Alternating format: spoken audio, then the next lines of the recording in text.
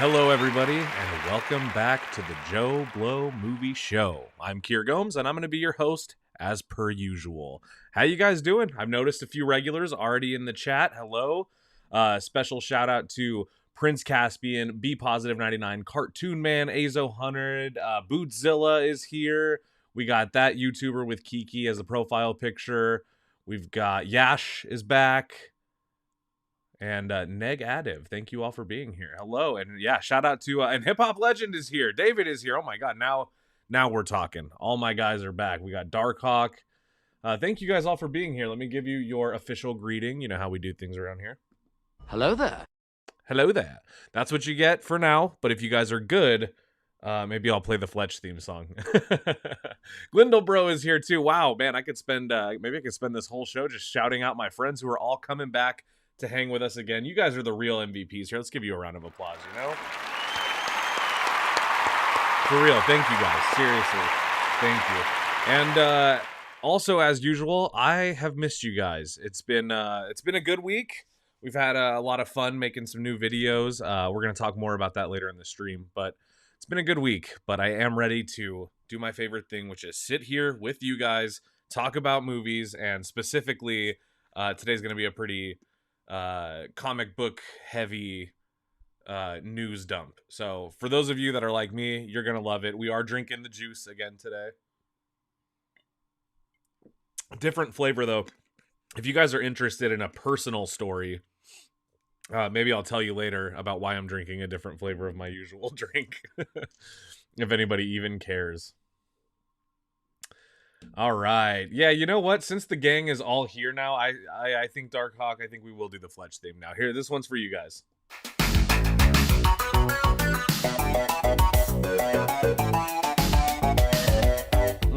I think that's worth a like, don't you guys?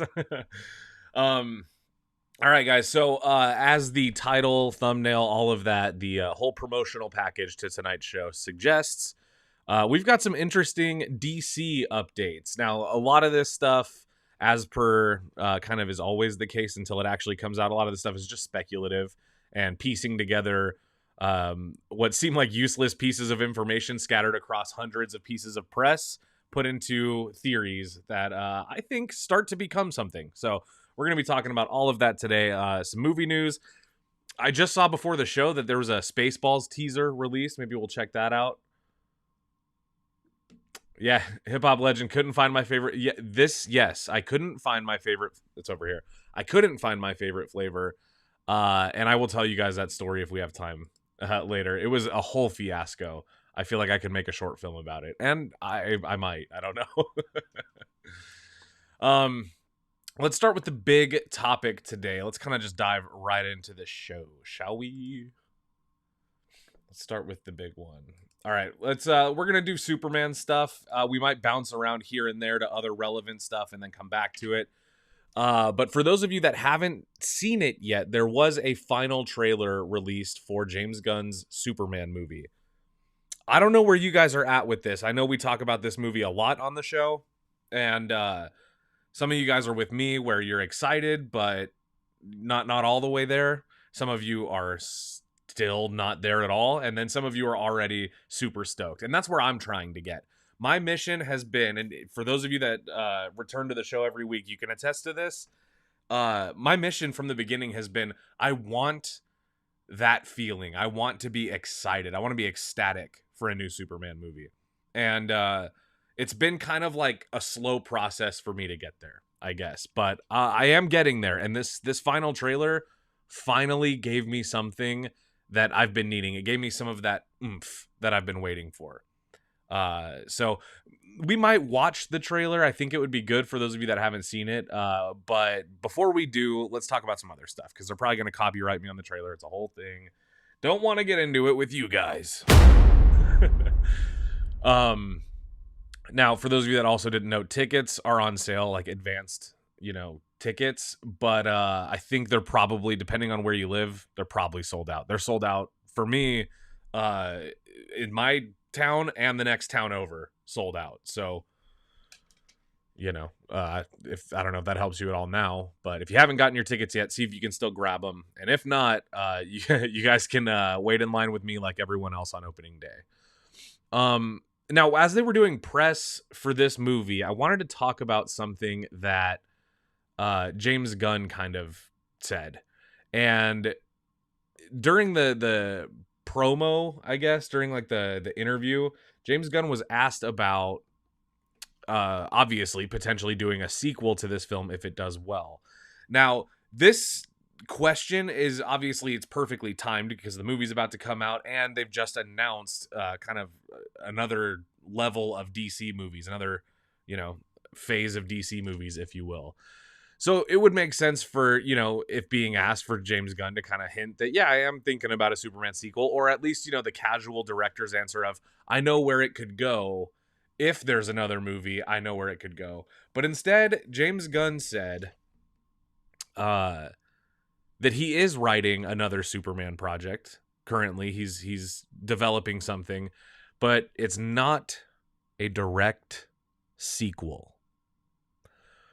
Which I think if you couple that with some of the rumors we've been hearing of James Gunn wanting to do a Batman World's Finest adaptation, which is a Batman Superman story, and if you triple couple that with James Gunn previously in an interview saying that Batman is his North Star dream superhero character to adapt. So for a lot of people, it's looking like what's happening is a little bit of deja vu, a little bit of Deja Gunn, Deja Snyder, okay?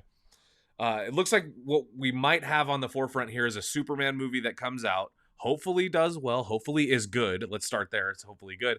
And then it looks like James Gunn may be diving into a team-up movie with Batman and Superman. Is it true? I don't know. James Gunn, you could tweet at him. He might tweet you back. But I do want to kind of kick around some theories on what that could look like. But first, let's take a look at some of the other news surrounding the Superman movie. No more Marthas. Yeah, I agree, Sam. I agree. Be Positive says, in the trailer, Superman is fighting a giant salamander? Yeah, I mean, I guess so. Yeah, pretty much. But don't act like a giant salamander isn't fucking cool. Okay? Because it is. It is. Let's take a look at this. You know what? Fuck it, guys. Let's watch the trailer. I'll keep my commentary to a minimum, and that way, if they copyright me, I can just clip this part out. I am probably going to have to watch it on mute, though. You know, I mean, the music copyright. Just when the pivotal music kicks in. I have already seen this trailer, and there's a pretty good amount of new footage in this thing, and I'll talk to you guys a little bit more about why I'm so excited, or why I'm getting excited for this movie after seeing this specific trailer. Also, sick shot of Lex not even reacting to that scrap metal about to cut his face off. Who raised you as a child? I'll kill them too.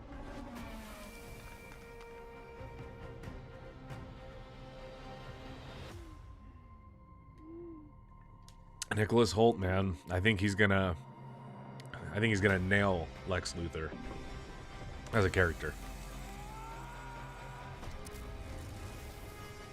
There's your giant salamander. Be Positive. Hey, Cowboy's back too. Welcome back, Cowboy. Hello there. That one's for you. Good luck with that. Good luck with that. Boom! I love that shot. Look at that. Oh, so good. I like that. That got me a little chilly. Some Ultraman too. That seems like maybe some kind of twist in the movie. I saw Baby Joey. For those of you that didn't see that shot, actually, let me go back. Let me go back here. I'm going to back up to that shot. I didn't notice this the first couple times I saw the trailer, but I thought it was good. Let me find it. Right there. If you notice, Superman here. Let me zoom in for you guys.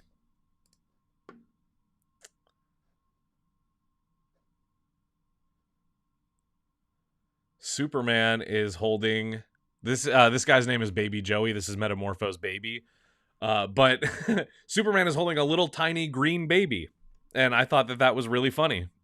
And obviously you can see Metamorpho here, kind of like with all these tendrils coming out of him. Looks like he's probably helping Superman in some way. I can't really tell what's going on here, but it looks really good, doesn't it? Finally, a super wimp movie for kids, says Azimatic. Well, yeah. Or just a movie for people who want to watch a Superman movie. That's how I see it. I don't know how Lois Lane knows how to fly that thing, but that'll be interesting to see as well.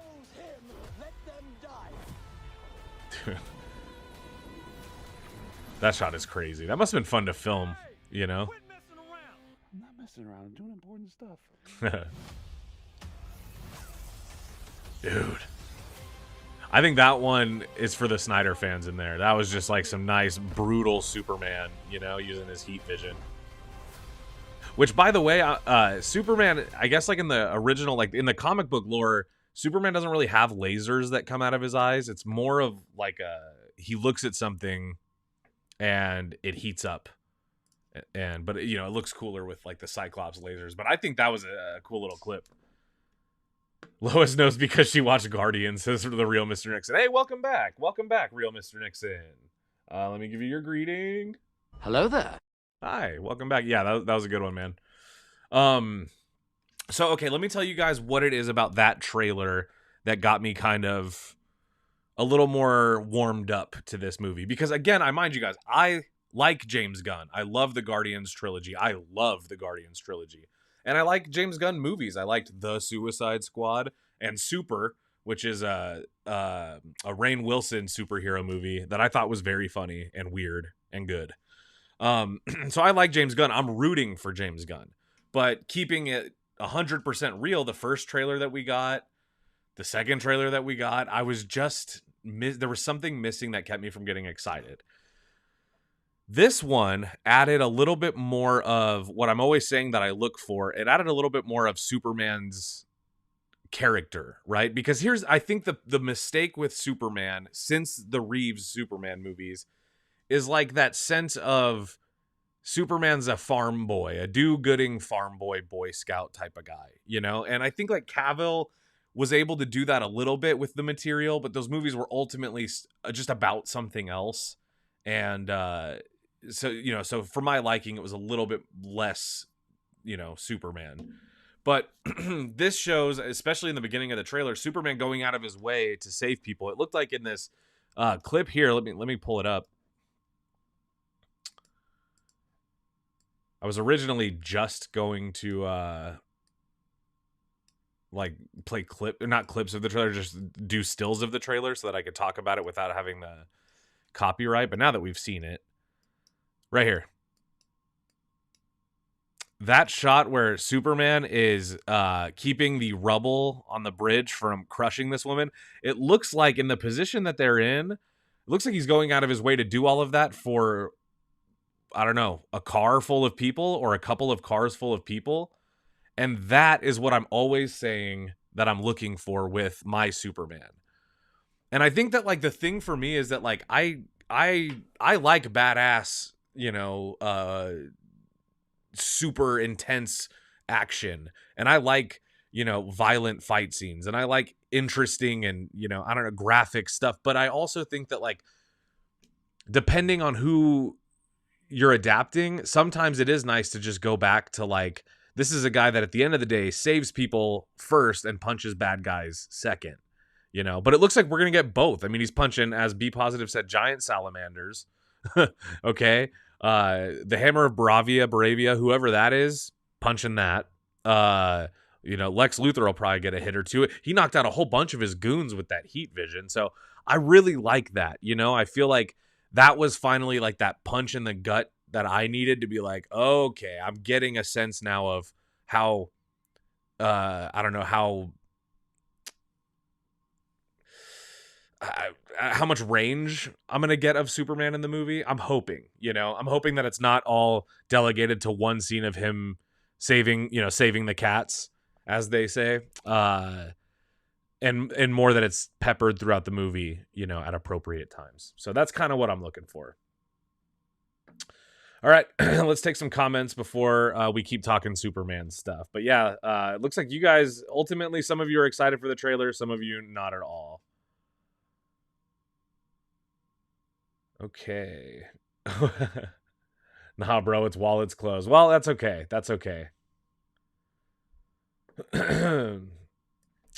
Okay, Azo, I really like the bright aesthetic. It fits much better than the dark, edgy look for the character overall. Yeah, I mean, I think if there's one thing that is like that we were all kind of ready for, it was a Superman that was a little bit brighter, just in terms of like the aesthetic of the movie.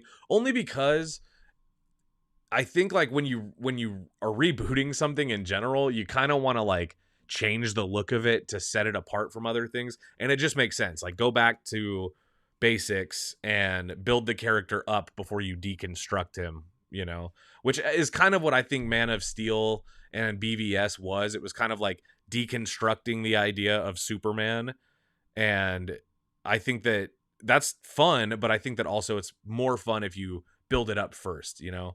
What is like the core of Superman? And I hope that we get that, you know. This trailer gives me a little more hope that we'll get a little more true to form Superman, and that's what I prefer. I know some of you don't care either way, and then I know some of you aren't excited for this movie no matter what I say, and that's fine too. I mean, like, I definitely have friends that are not excited for this movie, and you know, I mean, I get it. You know, I'm not excited for every movie that comes out either, so I get it.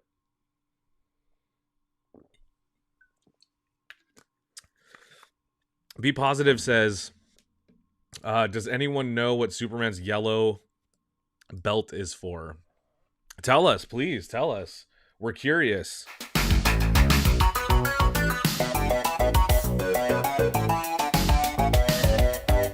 Had to throw that one in there. You guys know how it goes. All right, let's move on. Canal Do Batman. Hello, Joe Blow. Hello, and thank you for being here. Hello there. Happy you're here. All right, let me zoom out for y'alls. And let's get on to...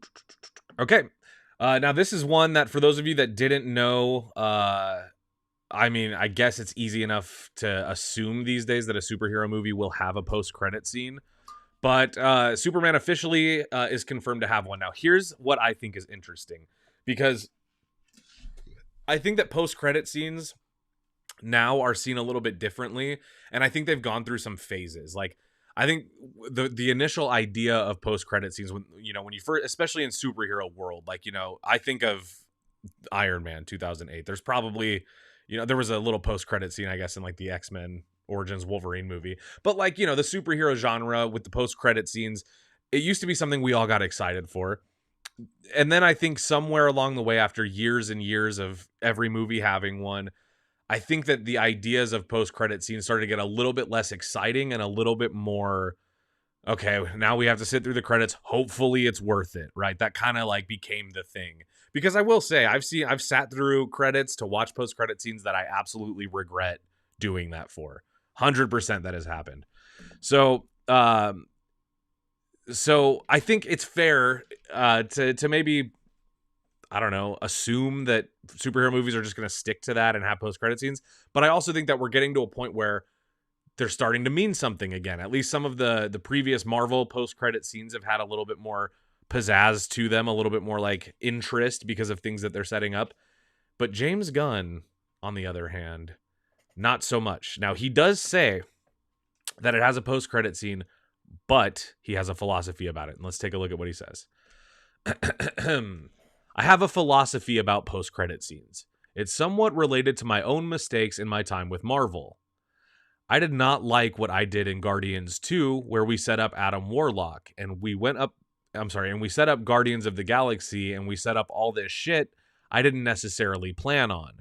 So I thought that was interesting. He basically was like, I regret teasing Adam Warlock in Guardians 2 because it kind of like, it promised something that I'm not sure I wanted to fulfill all the way, right? And then he says, well, I guess I kind of plan on fulfilling that Adam Warlock promise, but you want to be careful about that. The way post-credit scenes work is a punch to the face. Like, oh my God, look at this. at times when you're just using it solely to set something up. Sometimes you're just screwing yourself over. It was not easy to work Adam Warlock into Guardians 3. I loved working with Will. I liked dealing with the character, but at the end of the day, it was kind of fitting a weird square peg into a round hole a bit. Yeah. He ends it with, yeah. So I want to talk about this, and I'll tell you why.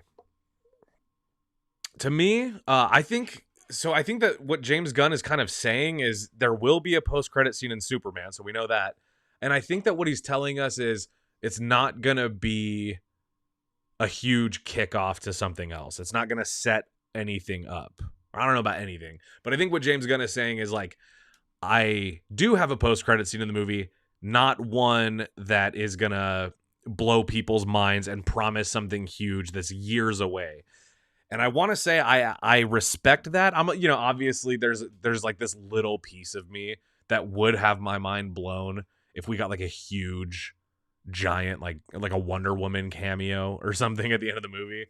But I also think it's a little bit corny to put that stuff in a movie if you don't intend on kind of building that character out right away, right? Because then people see the character and then they go, okay, well, I'll see you again in 5 years when I've forgotten about you, right? So hopefully it'll be some balance of it's worth sitting through the credits and you'll see something that you want to see, but maybe not something that's pivotal to what's next. Because I also think we don't exactly know how long the DC train is going to be rolling with James Gunn if, you know, Superman doesn't perform well, which I think it will. It's projected to make, I think, $175 opening, or $175 million opening weekend is the projection.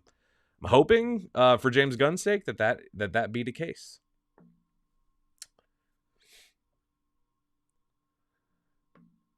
Yeah, Prince Caspian got me excited for the film even more. Yeah, same. This was finally the one. Finally the one. Hey, Dungeon Crawler Jesse is here. Hello, sir. Hello there. Hello, thank you for being back. There's Jesse. Hello, Jesse. Okay, so I think it's interesting. James Gunn wants to do a post-credit scene, doesn't want to set anything up, so what could it be? My guess is it'll be something like, maybe like Supergirl, because she's already, I think, they've already wrapped on Supergirl, so that movie's coming out. Maybe they could do that. That would be good. Quizás no. No say, ultimately. Okay, now let's talk a little bit about the Batman, and then we'll blend them into this theory that Batman and Superman might be working together sooner than we thought, and how I think it could work if it is to be. Okay, so hold on to your what do they say in the Megan 2 trailer? Hold on to your vaginas, kids. Okay, and also just a reminder, guys, I am, of course, a little bit behind on comments, so I'm trying to read them as much as I can, but I'm also trying not to be looking at my computer the whole time, not saying anything to you. So don't worry if I don't get to your comment. It doesn't mean that I'm not seeing it. It just means that I'm probably seeing it a little bit later than it posted. Okay. Okay, so James Gunn says finally he expects to be reading the first draft of the Batman 2 written by Matt Reeves soon. Shortly, he says.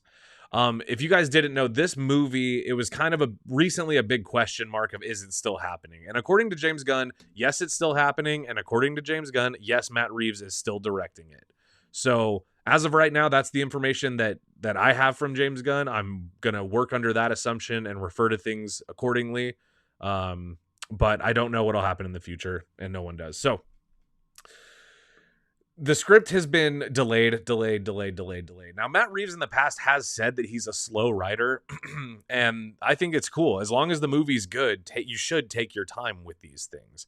It does get to a certain point, though, where even I get impatient. I go, okay, buddy, what are we doing here? Robert Pattinson said something about, he had a quote saying something like, I'm going to be fucking old by the time we do the next Batman, and I'm supposed to be the young Batman. So I do think it's funny because Robert Pattinson will be 40 by the time the Batman Part 2 comes out, which he's supposed to be like 30, 30 something. So I he can pull it off just fine. I'm not worried about that in the slightest, but it is fun because the actor has now aged into being like the oldest Batman, maybe besides Affleck. I don't know.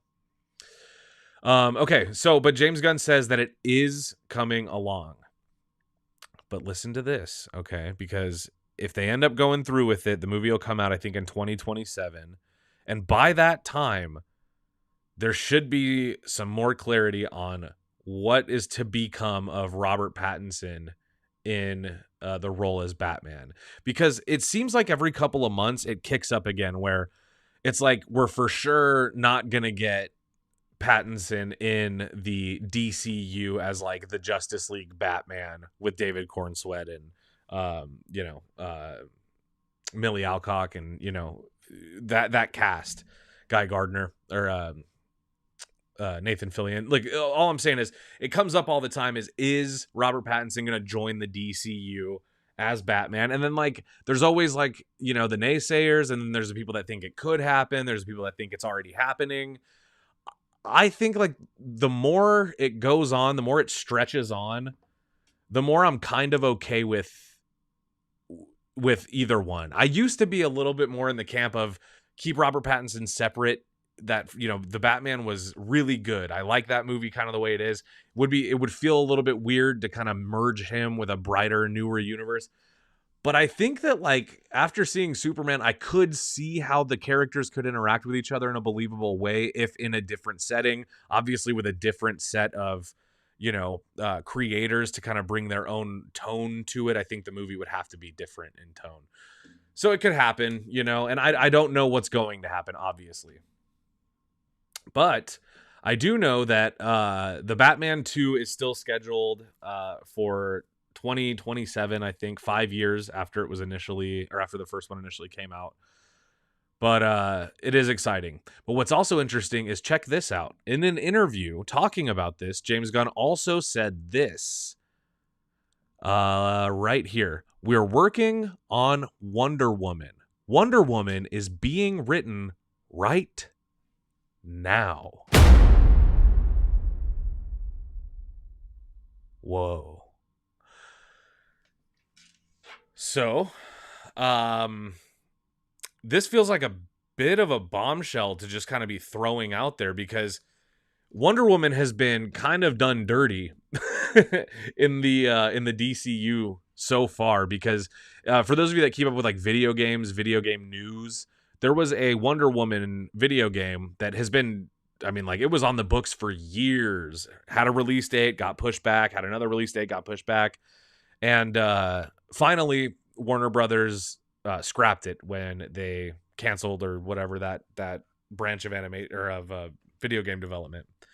And then there was the James Gunn announced the Paradise Lost, like Game of Thrones Themyscira TV show that he wants to do, which I guess is still in development. But that one wasn't set to include Wonder Woman as a character. It was supposed to be about the Amazons, but not Wonder Woman. And so it just kind of felt like Wonder Woman was getting shafted, right? And in the DC world, there's really the big three, is Batman, Superman, and Wonder Woman is the trinity of DC. And to me, those are the three that you start with always. I feel like if you're going to reboot an entire universe, in this case, a universe that's extensive with, a history and a previous universe and all this other stuff, you definitely got to start with your core three, You got to start with your Wonder Woman, you got to start with your Superman, you got to start with your Batman, and then you can start, branching out. So I'm really happy to hear that there is going to be a Wonder Woman movie, and that it's officially being written. Now, of course, is who's going to play her. In my opinion, if you guys remember, I did do a DCU fan casting episode of this show. If you haven't seen that, check it out. I cast, I think Naomi Scott was my choice, and I stand by that. I think she's like the perfect actress for Wonder Woman. She's a little bit younger, closer to like David Cornsweet age, closer to Robert Pattinson in terms of like how old he's supposed to be as Batman. I think that could work, Oh, I found the quote.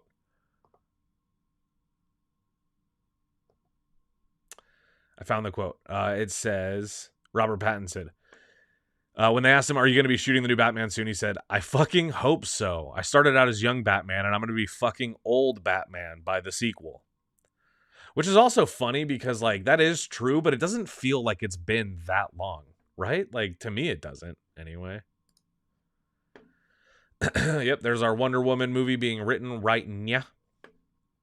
That's really exciting stuff. Oh, this was another thing I wanted to talk about. So, there was, like, rumors recently, you guys remember this, that there was a American Psycho remake on the horizon by Luca Guadagnino, and that it was going to be starring Austin Butler in the Patrick Bateman role, which I like American Psycho. It's, you know, it's a good movie. I do think it's funny. I get like the asshole-ish main character syndrome protagonist. You know, I do think it's funny, and I enjoy the movie. I don't know that I need a remake of American Psycho though. You know, like I really think that Christian Bale kind of really owned that one, really committed to it, and really made something special out of it.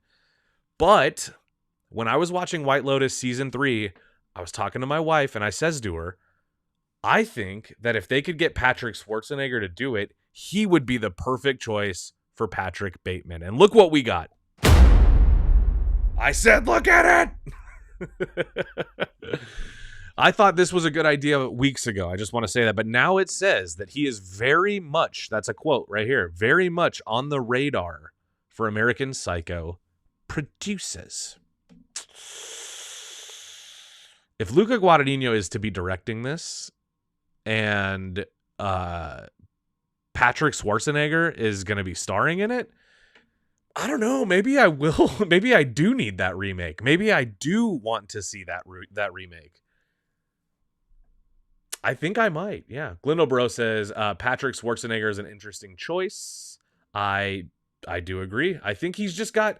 If you watched White Lotus season 3, which like I don't know Patrick Schwarzenegger from anything else. I only know him from that. But if you watch that show, White Lotus, he's very. I don't know. He's very good at being a little bit like dead behind the eyes. You know, being a little bit like cold. You know, and I think that there's kind of a uncanny presence to him, and I don't mean that in a bad way, but he just has this kind of uncanny presence.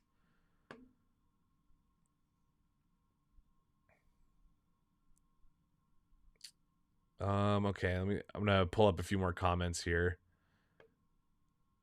Yep, Prince Caspian, you said it, sir.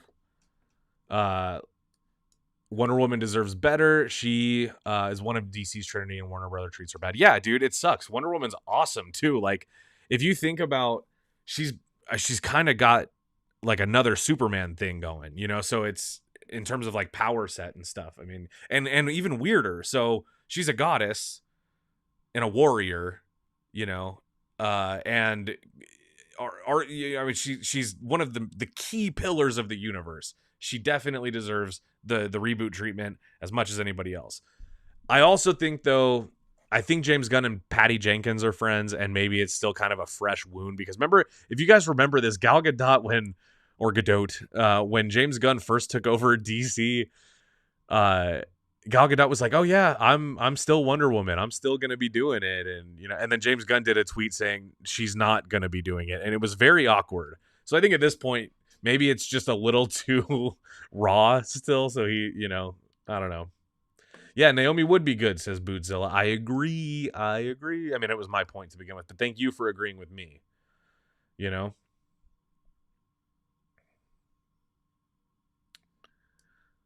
Sam Parker says Gal Gadot's acting ability was on full display in Snow White. I heard that. I didn't see Snow White, but we all know the Kal-El, no. But another one that I saw online a lot during that time was when she was in that movie. You guys remember Death on the Nile? It was in the Hercule Poirot trilogy. And she goes, and enough champagne to fill the Nile. Hold on. Let me... I did an embarrassing impression, and that song will make me feel better about it. All right, Samuel Parker back again. He says, Kier, what is your feeling about hiring another Joker? I think what you're really asking is Joker fatigue a real thing? And yes, I think it is. I don't know what I think about this. I mean, like,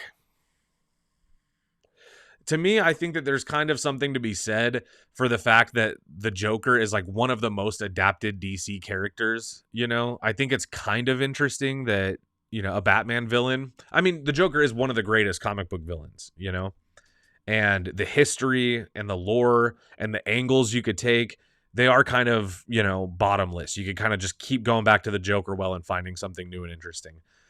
But I also think it's just these little short flash in the pan appearances from a new person as Joker. It feels like every couple of years, like I feel like we have not gotten a true Joker in a very long time, because I don't consider Jared Leto's Joker like a real adaptation of the character, more as like a cameo in certain movies just to establish that there is a Joker. So Jared Leto never really got to do anything with the character.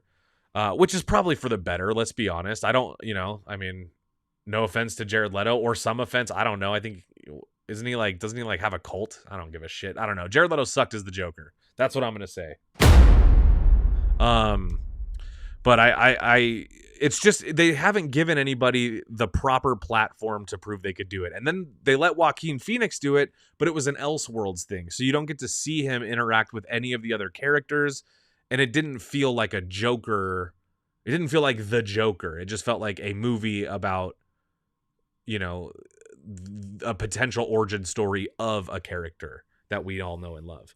So I don't know. I just think that if they're going to keep giving us Jokers, give us one that's going to be around for a while. It doesn't have to be like its own movie, but give us one that like you can flesh out, that we can get used to seeing.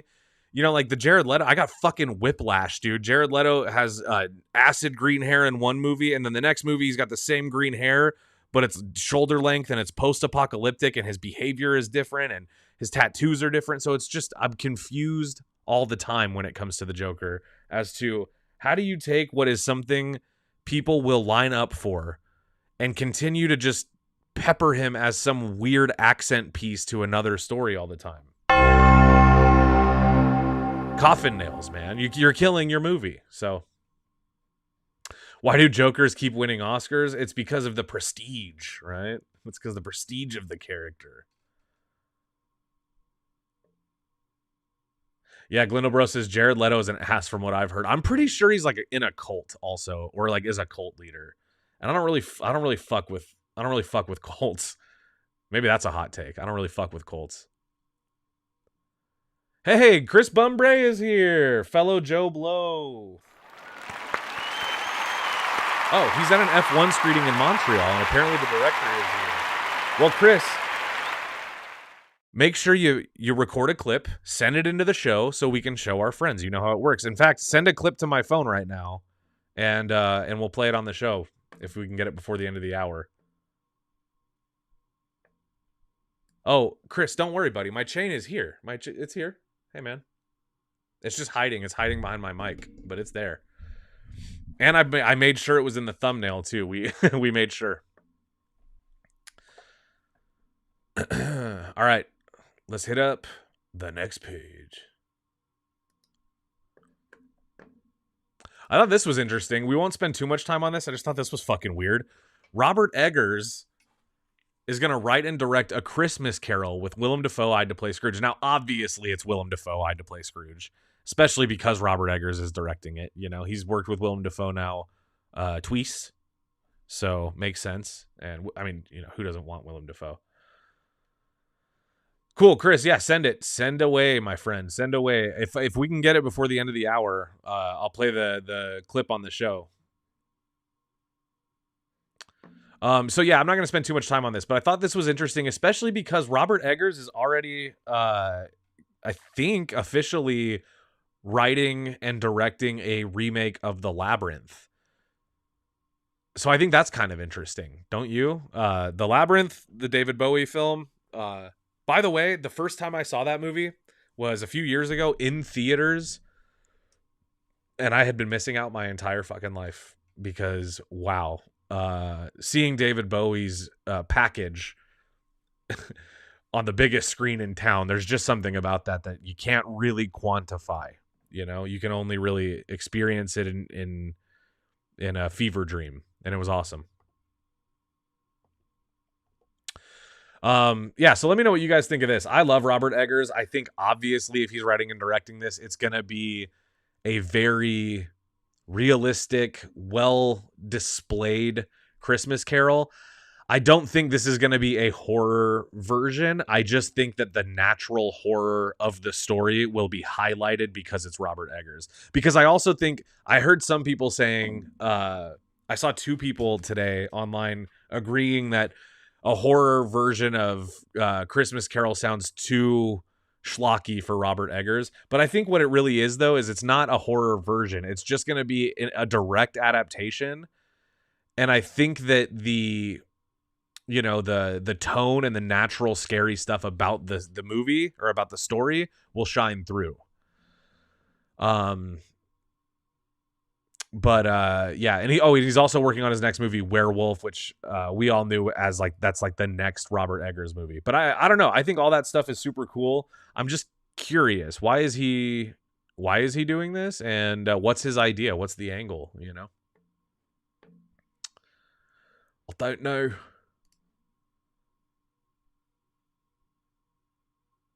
Okay. Sorry, guys. Just trying to catch up on some comments here. Don't worry. All right. That YouTuber with Kiki as a profile picture, 06. Hello. Hello there. Okay. So they write, hey, Kier, are we going to get a Small Soldiers video on Joe Blow Originals or Joe Blow Horror Originals? That movie is a classic to 90s kids, and I was born in 2006, and I love that movie. Well, listen, let me tell you, I absolutely love Small Soldiers. If you guys don't know, that's a Robert Zemeckis joint.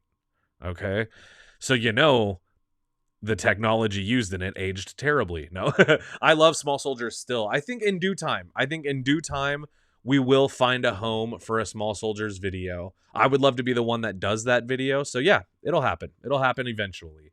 I don't know if it'll be originals. I don't know if it'll be horror originals. I don't know if it'll be somewhere else, but it'll happen. All right, we got some homies in Montreal this weekend. Enjoy it, boys. Jorge Armando Garcia Aguirre says, great program. Thank you for being here. Thank you. I appreciate that so much. Hello there. All right. Jim Carrey, the Grinch, is the best of Bill Murray Scrooged.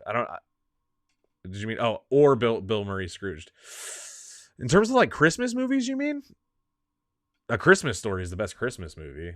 And then Home Alone, obviously. Yeah, I hope. Joe Dante. Yeah, sorry, not Zemeckis. I meant Joe Dante, Gremlins director, Joe Dante. Sorry about that.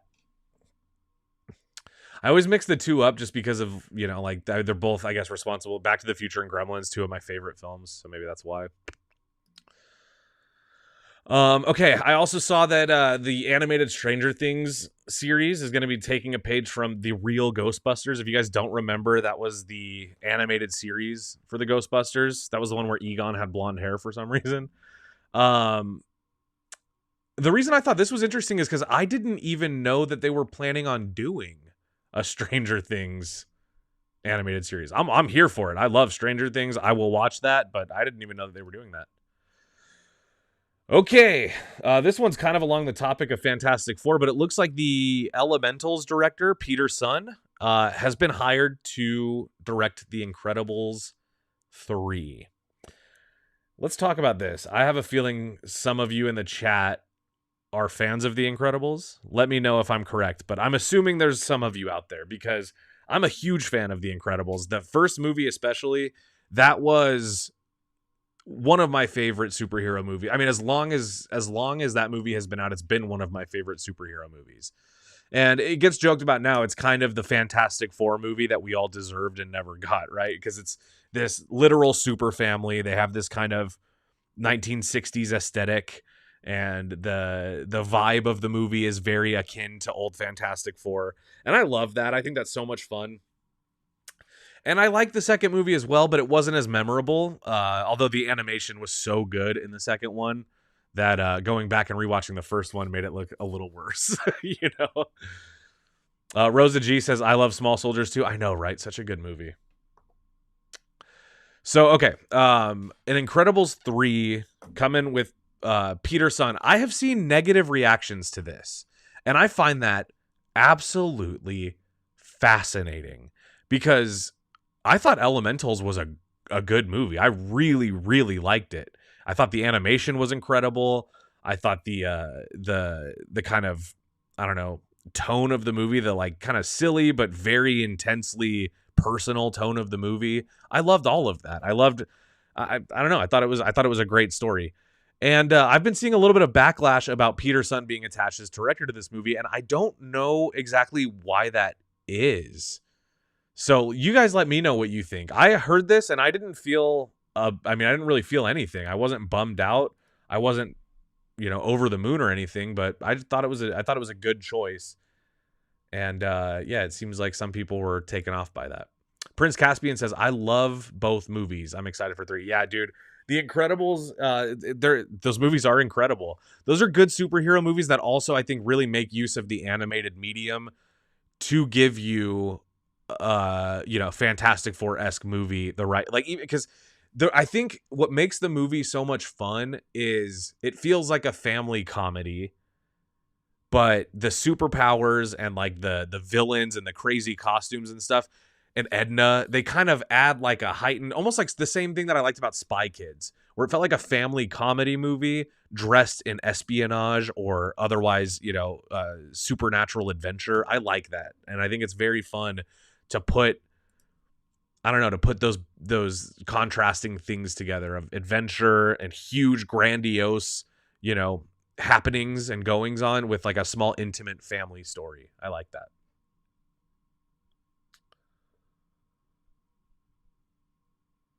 Bootzilla says the second one was kind of disappointing. I thought it was okay. Yeah, I mean, I didn't think it was disappointing. I don't remember it as fondly as I remember the first one, and I think a lot of that has to do with, they came out so many years apart that I was so much older when the second one came out,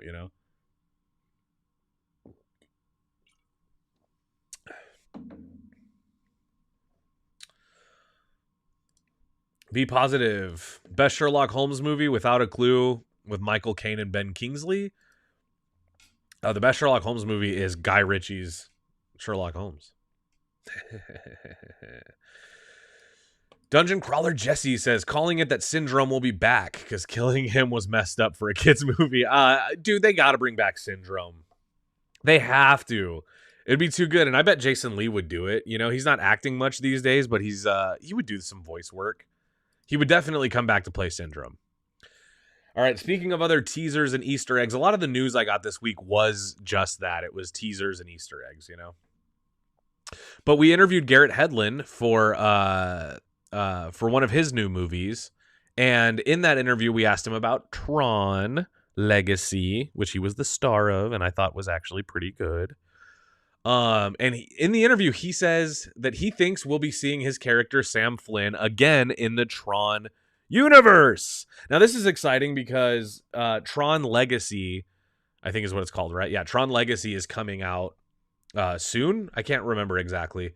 And the trailer looked pretty cool for it. I know how the fuck do we keep talking about Jared Leto on this show? But it all was bullshit. Gotta let this one play, boys. It was a goddamn joke. How do I keep ending up talking about Jared Leto? How do I good goddamn stop myself from doing it? I don't know. Someone help me. But anyway, we got Tron Ares coming out, and Garrett Hedlund says that he thinks that Sam Flynn is still out there in the Tron world and that we may be seeing him again. And by good golly, I wanted to talk about this because I have a confession to make. And I don't know if I've ever talked about this on camera, in print, anywhere. I like Tron Legacy. I think that movie's fucking awesome. I haven't seen it in a while, but I have seen it more than once. And at least maybe 2, maybe 3 times. I don't know. But for sure, the last time I watched it, I remember distinctly being like, this movie's good. I like this. I love the Daft Punk soundtrack. I think the special effects are kind of shit, but like really only in some ways. Because like on like the light cycles and stuff, you can forgive any bad CGI in that because it kind of all looks fake anyway. It's a video game after all. The de-aging of Jeff Bridges was harsh. I'll give you that. The de-aging of Jeff Bridges was pretty harsh. Oh, good question. Samuel Parker says, did I like it better than the original? I personally do. Yes. I like the original Tron. It's like, you know, it's pretty good. I love Jeff Bridges. That's the thing you got to know about me. Okay. But I think Tron Legacy, I just enjoy the watch a little more. Yeah. Be Positive 99, Tron Uprising is a Disney-produced animated TV series that serves as a bridge between... What, did you copy the fucking Wikipedia article, buddy? Tron Uprising. I've heard of it. I don't know.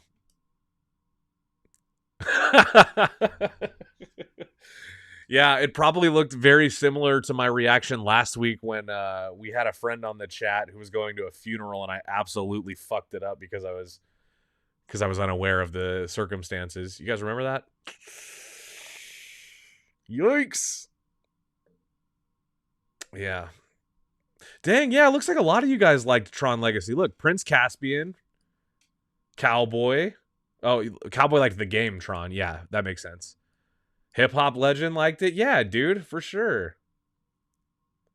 Yeah, I think it's a good movie, man. I don't know, like, I think it caught a lot of hate, but I don't really get why. I thought it was pretty good. And I don't like know anything about the Tron universe, like outside of just like the 2 movies that exist. I don't know shit other than that. So maybe that's part of it too. I feel like I'm always the one to enjoy something more because or for the things that I don't have an extensive knowledge of. Like, for example, I don't know anything about Dungeons and Dragons. I do have friends that are into it, so I understand the concept of the game, and I think I would enjoy it, but I've never played it. But I love Dungeons and Dragons Honor Among Thieves, the one that came out a couple years ago. Thought that movie was excellent. So, just saying. Another kind of interesting thing from the esteemed director of Secret Life of Walter Mitty and Tropic Thunder. Okay, Ben Stiller. Oh, and Severance, of course. Severance, which is probably what got Ben Stiller this job. He is set to direct a new Twilight Zone movie. What? Yo. That is the fucking move, dude. That's what you got to do. Ben Stiller is a hell of a director. Now, don't think about this the wrong way. Don't think of it as Ben Stiller being, you know, a comedy person directing this. Think of it as Ben Stiller, the man whose hubris created Severance, okay? If you like Severance, I do. I enjoyed it, especially the first season. The second season was a little bit confusing for me. I was a little bit confused during the second season. But the first season I thought was very good. And if you've seen that show and you like it, you know Ben Stiller is the right guy to direct a Twilight Zone movie. It makes sense to me. Faux show. Oh, sorry. And I still have Prince Caspian's comment up there. Sorry, man. Yeah, let me know what you guys think of this. Dodgeball 2. Yeah, tell me. Dude, something about Mary 2 would be great. That would be great. It's one of my favorite Farrelly Brothers movies. Last time I was on here, Tyler told me I said Farrelly or Farrelly. I can't remember what I said, but I don't know. I said it wrong. You guys want to watch the Eddington trailer before we bounce out, and then I'll maybe save my kombucha story for another day. I feel I've built up to it too much, and now it's no longer funny. Let's check out the Eddington trailer. I am recording. This is for those that don't know. This is Ari Aster's newest film. Really necessary. Director of Hereditary and Midsommar, and Beau is Afraid. 6 feet.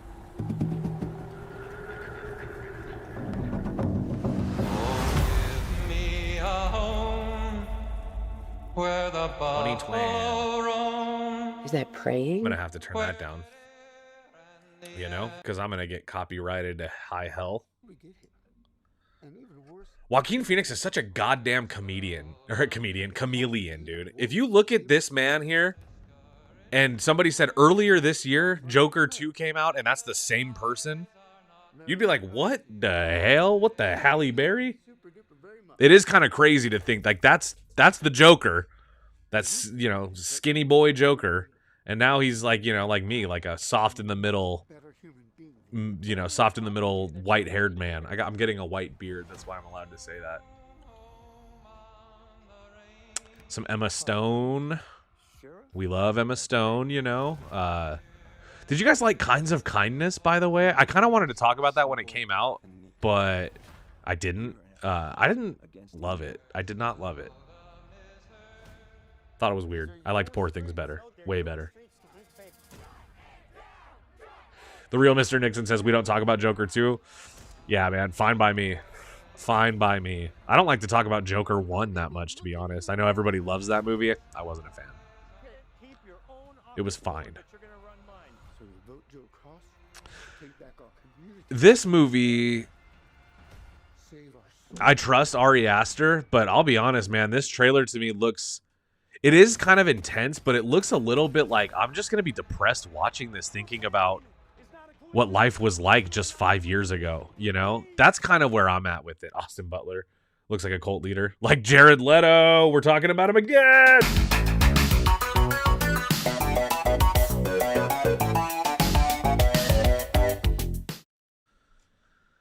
Speaking of cult leaders, Austin Butler looks like one in that film. I don't know. The Eddington trailer is interesting, but I don't don't know. My thing with Ari Aster is I love Hereditary. Love it. Absolutely love it. One of my favorites. Love Midsommar. I actually did a whole video on Midsommar reframing it as the perfect breakup movie. I think I said it's a mixture of Forgetting Sarah Marshall and something else. I can't remember what now. But I have this whole thing about Midsommar. Ari Aster said that he intended for there to be breakup kind of themes throughout it, kind of woven throughout it. And when you watch the movie knowing that, it kind of shows you a whole other movie hidden within that one. So I really like Ari Aster.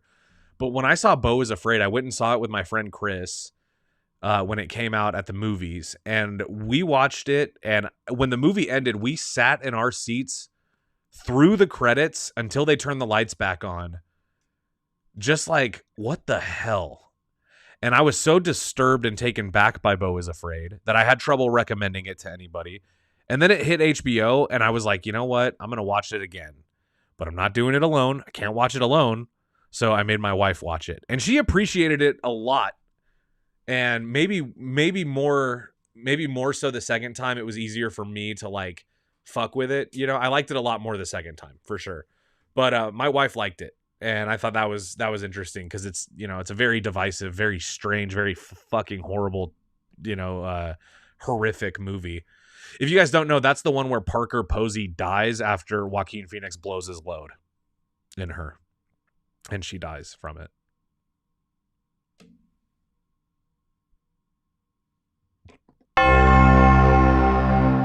That got really weird. That got really weird and dark. And I don't fucking regret it.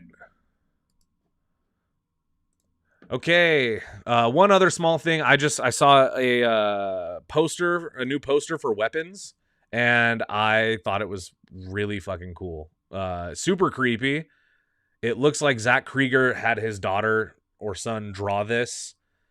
And it's very disturbing. But I think I want to get a print of it. If I end up liking the movie, I think I want to get a print of this and hang it in like the horror section of my office. I just think that would be good. You know? Yeah. Ooh, all right, my dears and darlings. Now, with that being said, I do want to take a brief moment before we end the show and ask you guys to please, if you've never done anything for me before, let this be the one time I call in a favor. Por favor. Tomorrow we have a video coming out. It's a little bit different from what you usually get from us on Joe Blow. But I worked really hard on it. It's a video that I personally was very passionate about, which is why I wanted to make it. So I'm going to be throwing it out there, but it is a little bit different. I'm worried that the algorithm is not going to know what to do with it because it's different. So if you guys watching this want to do me a huge favor, make sure you're subscribed to this channel, but also come back tomorrow and watch my video that I have prepared for you guys. We're going to be talking about a theory that I have about the upcoming Fantastic Four movie. And I kind of just walk you through all the reasons why I have this theory. So if you guys are interested in the upcoming movie or hearing any of my thoughts on it as a lover of Marvel, but comic books in general, then please check out the video. It would really mean a lot to me. And I don't usually ask you guys to watch my videos, but I worked really hard on the editing. I worked really hard on the presentation of it, and I'm proud of the video. So if you guys care at all, then that would be really cool. So thank you. Oh yeah, thank you. Dungeon Crawler Jesse says he's in. The real Mr. Nixon says easy ask done. Thank you so much. Oh my god. Glendale Bro's excited about the video. Thank you. Wow, wow, wow. That really means a lot, boys. Thank you so much. For real. For real, for real. Thank you. Hip Hop Legend. Is Beau is Afraid a good movie? Yes, it's good. No, I don't recommend it. Or maybe I do. What are you into? Okay, let me say this, Hip Hop Legend, to give you kind of a basis of comparison. If you like how fucked up Hereditary is, and you enjoy how weird Midsummer is, then I think Beau is Afraid is worth watching. If nothing else, I will say it deserves a lot of credit for the achievement of the filmmaking. That movie does not look cheap. It does not look easy to make. It looks like Ari Aster brought his absolute fucking creative A game to it. So I will say for the visuals, Beau is Afraid is definitely an interesting, entertaining watch for sure. Be Positive video title. Well, it comes out tomorrow, but we're going to be calling it, Did Marvel Accidentally Spoil the End of the Fantastic Four? And I'm going to present you with some data and all kinds of information to help me debunk the theory, if it's true or not true. Yeah, Hip Hop Legend. I mentioned this at the beginning of the show. They did finally do a teaser for Spaceballs 2. It's mostly a title crawl like they do in Star Wars, and it's super funny. They're like, basically, they're like, when the first Spaceballs was made, there had been one Star Wars trilogy. Since then, there's been a prequel trilogy, a sequel trilogy, a sequel to the prequel, a prequel to the sequel, 15 Disney Plus shows, 35 blah, blah, blah, and just all of these, like, you know, huge movie events that have happened since Spaceballs. And then it goes, but there's only been one Spaceballs until now. And then Mel comes out, which is awesome, dude. He looks great. Mel comes out in a Spaceballs sweatshirt saying, hey, we listen to the fans and we're going to make this movie anyway, which I thought was really funny. You know, like they know that the fans, that they know that we're nervous about it. So that's good. Be Positive. What does WTF stands for? It stands for what the fuck? Wake me up inside. I can't wake up. Wake me up. Okay. That's what that's what it stands for. All right, guys. So check out tomorrow's video when it comes up. It's going to be 10 a.m. Eastern, okay? I'm on Pacific time, so 7 a.m. for me. And if you guys want to check it out, it really would mean a lot. And I love the shit out of all you guys. So to my regulars, thank you guys for coming back. If this was your first stream, thank you for being here at all. I'm always kind of looking to find my crew. And week after week, I'm not just saying this, you guys, I feel more and more like I'm finding my crew, my tribe. So thank you guys for that. And as a reward, I'm going to give you one more of these.